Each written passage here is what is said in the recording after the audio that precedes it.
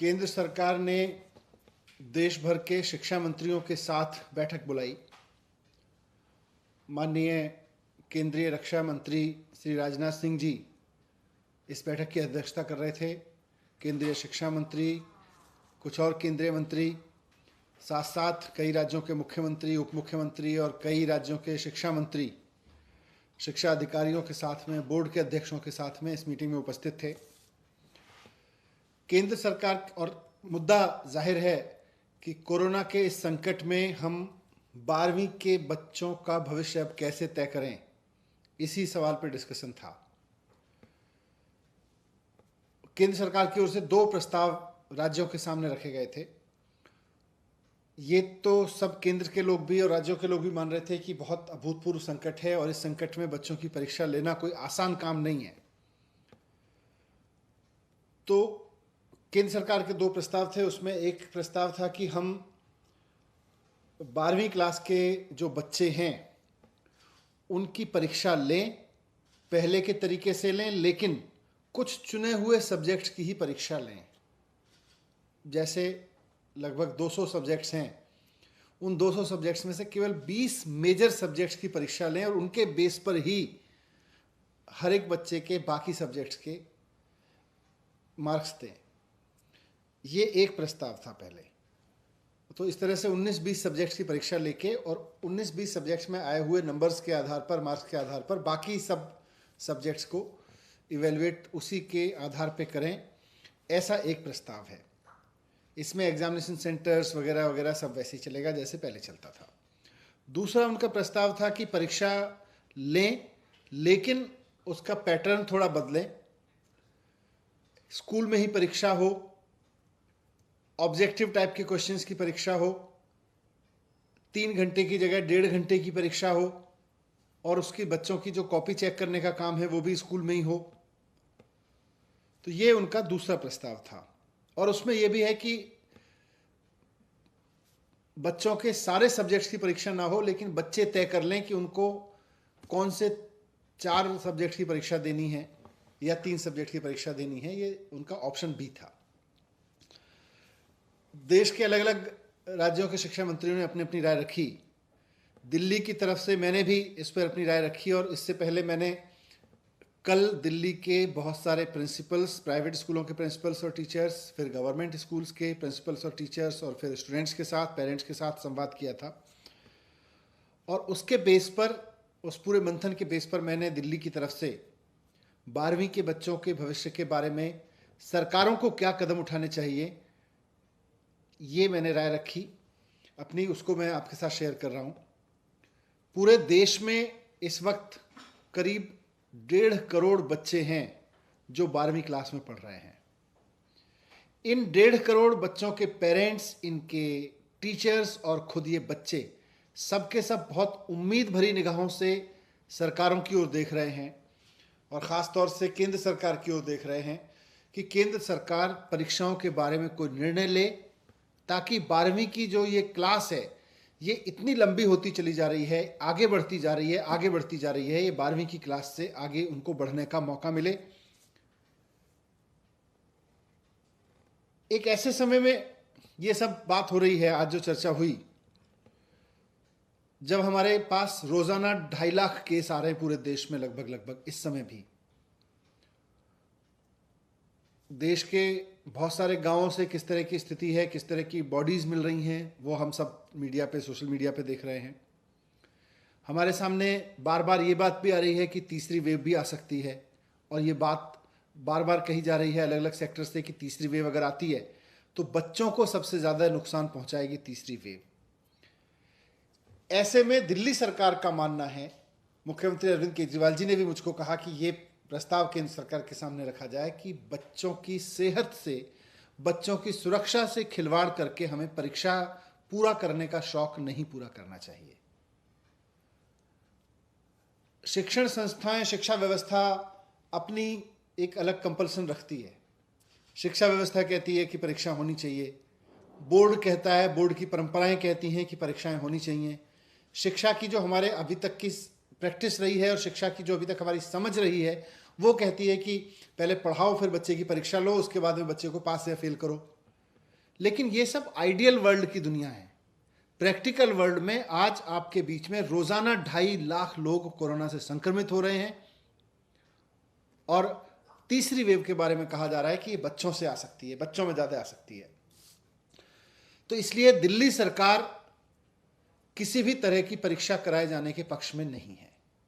दिल्ली सरकार ने केंद्र सरकार को भी आज कहा, हम उनको चिट्ठी भी लिख के कहेंगे कि ये दोनों ऑप्शन परीक्षा कराने के ऑप्शन हैं, लेकिन हमारी राय में ये वक्त परीक्षा कराने का नहीं है। ये वक्त है कि हम बच्चों को जिस तरह से हमने 10वीं में किया है, 2, 3 साल या 1 साल की अलग अलग परीक्षाएं जो अभी तक ली गई हैं, हिस्टोरिकल रेफरेंसेस के आधार पर बच्चे का मूल्यांकन करें और उसको 12वीं की परीक्षा में हम उत्तीर्ण करें, उसको पास करके आगे भेजें।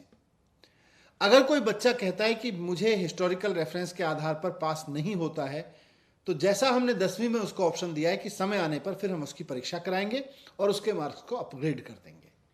अगर कोई बच्चा कहता है कि मेरे नंबर कम आए हैं हिस्टोरिकल रेफरेंस से के आधार पर, मेरे नंबर्स तो ज़्यादा आते हैं अगर मैं परीक्षा देता और मुझे परीक्षा देने का अवसर दिया जाए, तो सही समय आने पर उसको परीक्षा का अवसर देके उसके मार्क्स अपग्रेड किए जा सकते हैं। लेकिन 12वीं क्लास का ये कंटिन्यूस चलना उसके लिए भी खत्म हो, ऐसा हमने प्रस्ताव दिया है।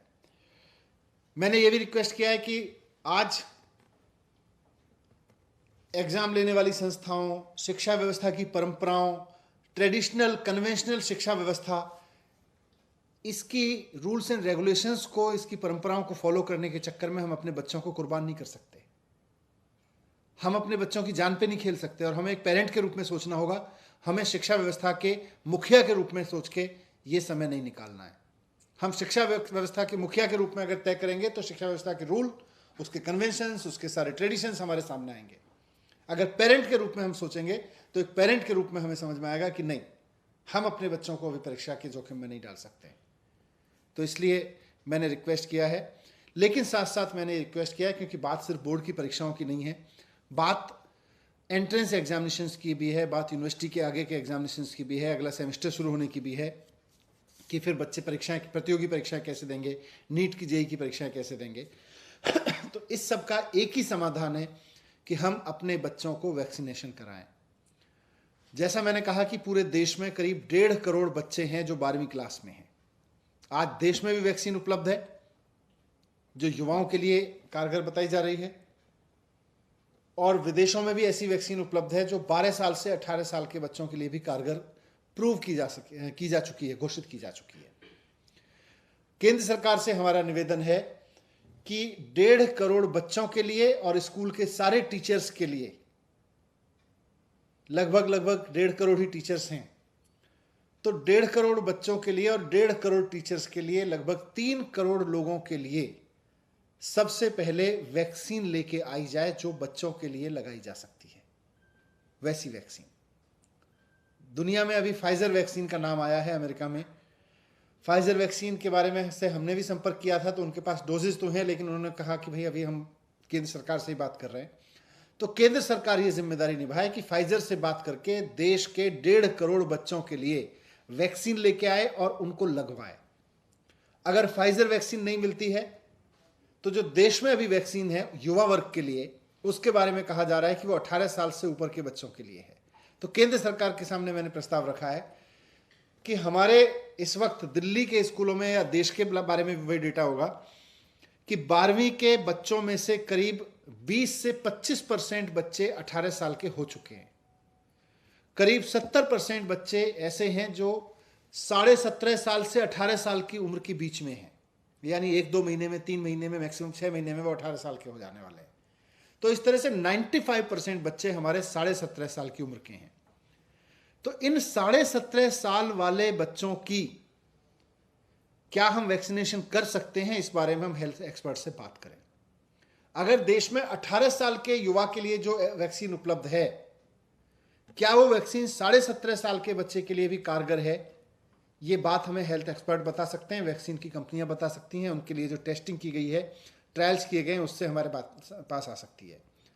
अगर ये संभव है कि हेल्थ एक्सपर्ट की राय के बाद और वैक्सीन कंपनियों की राय के बाद कि अगर 17.5 साल के बच्चों को वैक्सीन लगाई जा सकती है, ये मौजूदा वैक्सीन देश की, तो सारा वैक्सीनेशन प्रोग्राम रोक के पहले जैसे हमने डॉक्टर्स के लिए पहले लगाया, वैसे ही अब हम प्राथमिकता देके देश के 1.5 करोड़ बच्चों को वैक्सीन लगा दें। वैक्सीन स्कूलों को उपलब्ध करा दें, स्कूल आसपास से नर्सेज लेके, डॉक्टर्स लेके तुरंत हफ्ते भर में ये वैक्सीनेशन करा सकते हैं। दिल्ली सरकार को अगर आज हमें 1.5 करोड़ बच्चों के लिए अप्रूव वैक्सीन मिल जाए, जो 17.5 साल से बच्चों के 12वीं क्लास के बच्चों को हम लगा सकते हैं, तो हम 2 दिन में दिल्ली के 12वीं क्लास के सारे बच्चों को वैक्सीन लगा देंगे। ये हमारा तंत्र बना हुआ है। तो या तो फाइजर ले आए या देश की बनी वैक्सीन के बारे में एक्सपर्ट की राय लेके इसको उपयोग करें, लेकिन परीक्षा से पहले वैक्सीन की व्यवस्था करें। परीक्षा तब ली जाए जब बच्चों को वैक्सीनेशन हो जाए, परीक्षा तब ली जाए जब बच्चों को वैक्सीन की सुरक्षा दे दी जाए। ये मैंने केंद्र सरकार से रिक्वेस्ट किया है। यही एंट्रेंस एग्जामिनेशन का हल है और यही सीबीएसई या 12वीं की बोर्ड की परीक्षाओं का हल है। पहले हम बच्चों की सुरक्षा करें, बाद में परीक्षा करें। ये बात मैंने बहुत मुख्य रूप से केंद्र सरकार के सामने रखी है और मैंने कहा है कि जितनी शिद्दत से हम परीक्षा लेने के लिए मेहनत कर रहे हैं, उतनी शिद्दत से अगर हम बच्चों की वैक्सीन लाने पे मेहनत कर लेंगे तो परीक्षा लेना भी सुरक्षित हो जाएगा। सर, क्या संकेत मिले हैं केंद्र की तरफ से आपकी बातों पर? क्या लग रहा है कुछ पॉजिटिव हो सकता है? और अगर परीक्षा केंद्र सरकार कराती है तो फिर दिल्ली कितनी तैयार है?